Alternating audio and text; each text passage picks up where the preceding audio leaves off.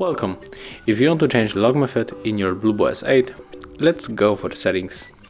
Right now we have to scroll down and enter security. Click on the screen lock. As you can see, currently I set up the swipe, so maybe we can change it for the pattern. So right now we have to draw an unlock pattern.